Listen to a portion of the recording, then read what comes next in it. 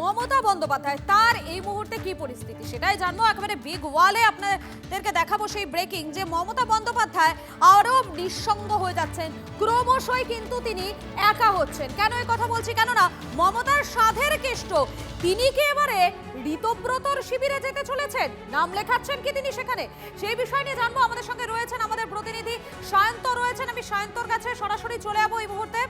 শান্ত, মমতা বন্দ্যোপাধ্যায় তিনি আরো নিঃসঙ্গ হচ্ছেন, সাধের কেষ্ট যিনি কিনা একটা সময় মমতা বন্দ্যোপাধ্যায় বোলপুর মানে বীরভূমের ওপর দিয়ে ট্রেনে করে কোথাও গেলে স্টেশনে দাঁড়িয়ে থাকতেন এই কেষ্টমণ্ডল মমতা বন্দ্যোপাধ্যায়ের সঙ্গে দেখা করার জন্য, তিনিও এবার তার হাত ছেড়ে দিলেন।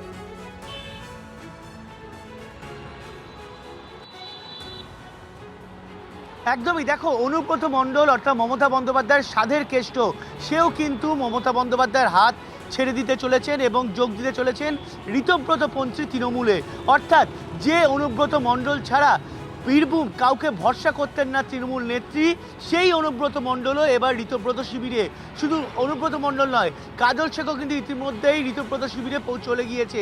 অর্থাৎ বীরভূম যে নেতৃত্ব মমতা বন্দ্যোপাধ্যায়কে বারবার ভোটে, বিভিন্ন ভোটে, পঞ্চায়েত ভোট হোক, পুরসভার ভোট হোক, লোকসভার ভোট হোক, বিধানসভার ভোট হোক, ভরসা জুগিয়েছে সেই অনুব্রত মণ্ডল এবার ঋতব্রত শিবিরে।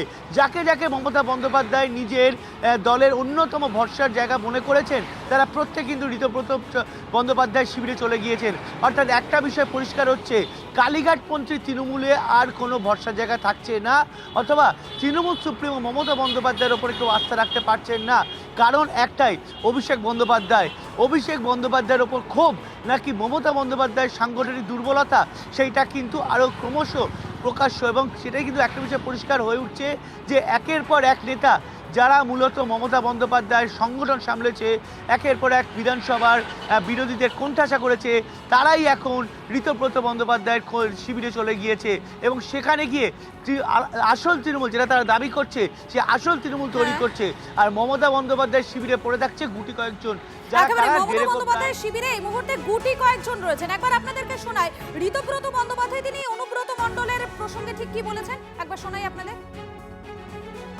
কেষ্টদার সঙ্গে লোকসভা বিধানসভা ভোটের আগে কেষ্টদার সঙ্গে আমার নিয়মিত কথা হয়, গত কয়েক বছর ধরেই হচ্ছে। এখন রেজাল্ট বেরোবার পর কেষ্টদার সঙ্গে অন্তত 30 বার কথা হয়েছে। আমার মনে নেই 30 বার কী করে, 30 বার কথা হয়েছে, আমি দায়িত্ব নিয়ে বলছি 30 টাইমস কেষ্টদার সঙ্গে আমার ফোনে কথা হয়েছে। তার সঙ্গে আমার সম্পর্কটা ব্যক্তিগত, এবং ব্যক্তিগত স্তরে কি কথা হয়েছে অবশ্যই সেটা আমি মিডিয়াকে বলবো না। কেষ্টদা একজন দক্ষ সংগঠক, কেষ্টদাকে আমি নেতা মানি। তো কেষ্টমণ্ডল একটা নাম, তো স্বাভাবিকভাবে কেষ্টদার সঙ্গে পার্সোনালি কি কথা বলেছি I can't share it with the media. আপনারা অপেক্ষা করুন না কেন, আগামীকাল দুধে দুধ পানিতে পানি হয়ে যাবে। কালকে দিন পর্যন্ত অপেক্ষা করুন। আপনারা শুনলেন ঋতব্রত বন্দ্যোপাধ্যায় তিনি কি বলছেন, তার বক্তব্য শোনালাম। আচ্ছা, এই বীরভূম, যে বীরভূম কিনা একটা সময় তৃণমূলের একেবারে শক্ত ঘাঁটি ছিল, সেই শক্ত ঘাঁটিটা কোথাও গিয়ে এবারে একেবারে নড়বড়ে হয়ে গেল। কাজল শেখ থেকে শুরু করে আশিস বন্দ্যোপাধ্যায়, চন্দ্রনাথ সিনহা, তারা আগেই ঋতব্রত শিবিরে চলে গিয়েছেন। আর এবারে মমতা বন্দ্যোপাধ্যায়ের সাধের কেষ্টও কিনা এবারে নতুন তৃণমূলে আসতে চলেছেন। সরাসরি চলে যাবো, আমাদের প্রতিনিধি হিমাদ্রি রয়েছেন আমাদের সঙ্গে। হিমাদ্রি, বীরভূমে একটা সময় তৃণমূলের মাটি তো বেশ শক্ত ছিল, কিন্তু এই মুহূর্তে সেখানকার কি পরিস্থিতি? মমতা বন্দ্যোপাধ্যায়ের সঙ্গে তো কেউই নেই বীরভূমের। দেখো, একেবারে বীরভূমের তৃণমূল কংগ্রেসে যে ঘাঁটি ছিল সেটা কিন্তু একেবারে দুর্মূষ হয়ে গিয়েছে। বিশেষ করে এই বিধানসভা নির্বাচনে একাধিক বিধানসভা এলাকায় আমরা দেখেছি যে 11টির মধ্যে বেশিরভাগই ক্ষেত্রেই কিন্তু তৃণমূল কংগ্রেসে পরাজয় হয়েছে। তারপর থেকেই কিন্তু একেবারে তৃণমূল কংগ্রেসের ঘাঁটি দুর্মূষ হয়ে গিয়েছে এই বীরভূমে। এবার অনুব্রত মণ্ডল, যিনি এতদিন পর্যন্ত মমতা বন্দ্যোপাধ্যায়ের সঙ্গে ছিলেন, তিনিও অনুব্রত মণ্ডলও কিন্তু সেই সঙ্গ ছাড়তে চলেছেন, এমনটাই কিন্তু সূত্র মারফত জানতে পারছি।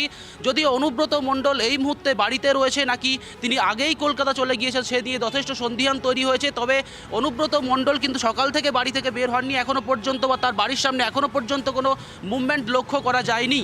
তিনি কি আজকে কলকাতায় যাবেন, কোনো বৈঠকে যোগ দেবেন কিনা এখনও পর্যন্ত স্পষ্ট হয়নি। তবে সূত্র মারফত যেটা জানতে পারছি, অনুব্রত মণ্ডলও কিন্তু এবার কাজল শেখ, চন্দ্রনাথ সিনহা, আশিস বন্দ্যোপাধ্যায়, শতাব্দী রায় তাদের মতো কিন্তু এবার ঋতব্রত শিবিরেই যোগ দিতে চলেছেন, এমনটাই কিন্তু মনে করা হচ্ছে। এবং সূত্র মারফত সেটাই কিন্তু জানতে পারছি। অর্থাৎ অনুব্রত মণ্ডলের যে শক্ত ঘাঁটি ঘাঁটি বলা যেত বীরভূমকে। মমতা বন্দ্যোপাধ্যায়ের অত্যন্ত স্নেহের ছিলেন এই অনুব্রত মণ্ডল। সেই অনুব্রত মণ্ডলও যদি তৃণমূল কংগ্রেসের থেকে অর্থাৎ মমতা বন্দ্যোপাধ্যায়ের হাত ছেড়ে দেন, তাহলে কিন্তু তৃণমূল কংগ্রেসের জন্য এই বীরভূম জেলায় নেতা খুঁজে পাওয়াটা মুশকিল হয়ে যাবে। সাধারণ কর্মী তো দূরে থাক, নেতা খুঁজে পাওয়াটা কিন্তু মুশকিল হয়ে যাবে, কারণ নেতৃত্ব দেওয়ার মতো বীরভূম জেলায় তৃণমূল কংগ্রেসের আর কেউ কিন্তু থাকবে না মমতা বন্দ্যোপাধ্যায়ের হয়ে। সেক্ষেত্রে একটা সমস্যা তো অবশ্যই তৈরি হবে তৃণমূল কংগ্রেস। অনুব্রত মণ্ডলকে যখন গ্রেফতার করা হয়, যখন জেলে ছিলেন, যখন তিহারে ছিলেন তিনি, তখনও মমতা বন্দ্যোপাধ্যায় বারবার কিন্তু অনুব্রত মণ্ডলের প্রসঙ্গে কথা বলেছেন, বারবার তার পাশে দাঁড়িয়েছেন, এমনকি জেল ফেরত অনুব্রত মণ্ডল তার পাশেও তিনি দাঁড়িয়েছেন। কিন্তু এই অনুব্রত মণ্ডলের এইভাবে ডিগবাজি খেয়ে যাওয়া, সেটা তো মমতা বন্দ্যোপাধ্যায় শিবিরের কাছে খুব একটা সুখকর নয়। একেবারে অনুব্রত মণ্ডলের শুধুমাত্র যে নাম নেওয়া হয়েছে, অনুব্রত বিভিন্ন বারবার বীরভূমে এসছেন, নাম নিয়েছেন, এমনটা নয়। যে পঞ্চায়েত নির্বাচন, সেই পঞ্চায়েত নির্বাচন অনুব্রত মণ্ডলের নাম দিয়েই পার করা হয়েছে, কারণ তখন কিন্তু অনুব্রত মণ্ডল এখানে সশরীরে ছিলেন না। তারপরেও কিন্তু বারবার বিভিন্ন নেতা নেত্রীরা, স্বয়ং মমতা ব্যানার্জি দেখেছি অনুব্রত মণ্ডলের প্রতি মমতা বন্দ্যোপাধ্যায় তার যে আস্থা সেটা কিন্তু বজায় ছিল। কিন্তু এই অনুব্রত মণ্ডলই এবারে যেতে চলেছেন ঋতব্রত শিবিরে। একবার আপনাদের শোনাই, এর আগে অনুব্রত মণ্ডল মমতা বন্দ্যোপাধ্যায়ের প্রসঙ্গে ঠিক কি বলেছেন, শুনুন একবার। দেখুন, মমতা ব্যানার্জি একা হয়েছে, খারাপ লাগছে। কেন মমতা ব্যানার্জিকে ভালোবাসতাম আমি, কেন অনেকজনাই ভালোবাসতাম, কিন্তু মমতা ব্যানার্জি শেষ দিকে কার পাল্লায় পড়লো আমরা বুঝতে পারি। একটু জেগে ঘুমালে দলের তো এই অবস্থায় হবে। আজ ভরা ডুবি হলো আইফেক, মিসগাইড করলো আইফেক, দুনিয়ার লোকের কাছ থেকে টাকা তুললো আইফেক। যেমন এবারে যেমন আমাকে ভোটের দায়িত্ব দেয়নি, তাহলে আমার একবারই আমার ভোট করতে যাওয়ার দরকার কি আছে? জেল থেকে আসার পর তো রাজনীতি করা বন্ধ করে দিয়েছিল। এ তো আমি দিদিকেও জানে, সবাই জানে রাজনীতি করা বন্ধ করে দিয়েছিল। তখন তো অন্যজনের হাতে ঘি খেয়েছে, আমার হাতে ঘি খায়নি।